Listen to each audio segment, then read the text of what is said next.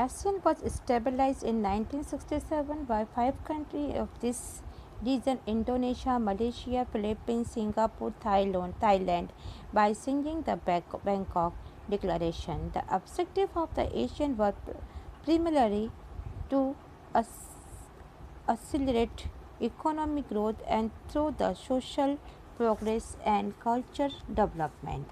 A secondary objective was to promote regional peace and stabilize based on the rule of law and principle of the United Nations Charter.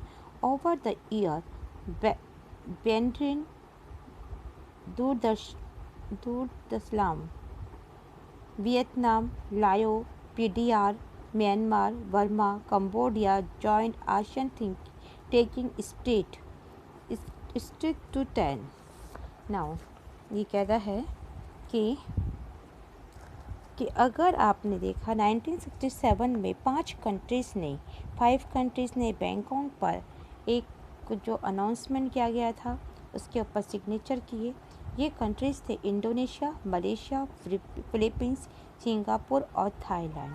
ASEAN का मुख्य objective यही था कि economy development को race करना, तेज़ी से इसको रैपिडली बढ़ाना और उसके द्वारा ही सोशल एंड कल्चर डेवलपमेंट को हासिल करना। लॉ के अकॉर्डिंग संयुक्त राष्ट्र के जो रूल्स एंड रेगुलेशंस है, इनके बेस पर जो हमारा रीजन है, जो प्लेस है, वहाँ पे पीस को भी बढ़ावा देना था।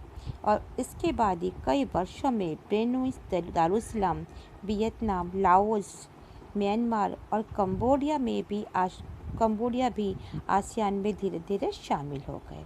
इस प्रकार आसियान की जो जो इसके मेंबर्स के नंबर्स थे, अब वो नंबर 10 तक हो गए थे, यानी 10 कंट्रीज इसके अंदर शामिल हो गई थी।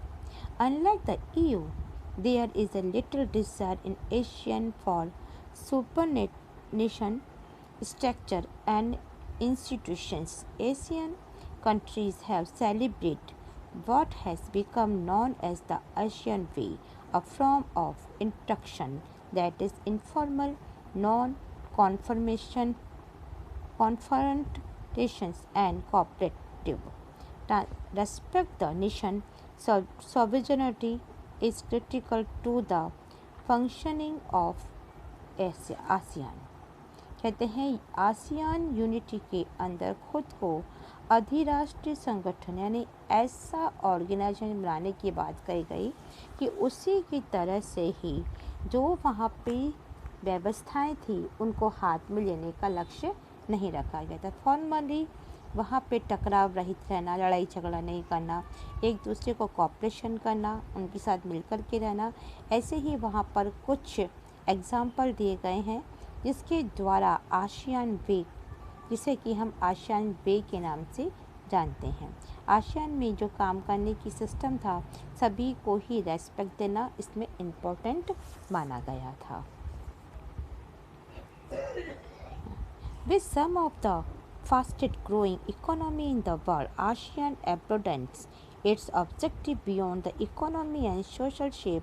In 2003, ASEAN moved along the path of EU by agreeing to stabilize an ASEAN community comprising 3 pillars, namely the ASEAN Security Committee, ASEAN Economic Committee and ASEAN Social Culture Committee।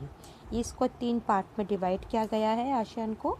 ये कहता है कि दुनिया में अगर तेज़ रफ्तार से इकोनॉमी डेवलपमेंट करना है तो आसियान ने अपने ऑब्जेक्टिव को इकोनॉमी, सोशल ज़्यादा बनाया है। और 2003 में आसियान ने सिक्योरिटी कम्युनिटीज़, आसियान ने economic communities and social and culture communities नाम के 3 पिलर बनाए और इन तीनों पिलर के द्वारा ही उसने आगे की और स्टेप्स बढ़ाए जो कुछ समय तक या कुछ हद तक यूरोपियन यूनियन से बहुत कुछ मिलता जुलता दिखाई पड़ता है।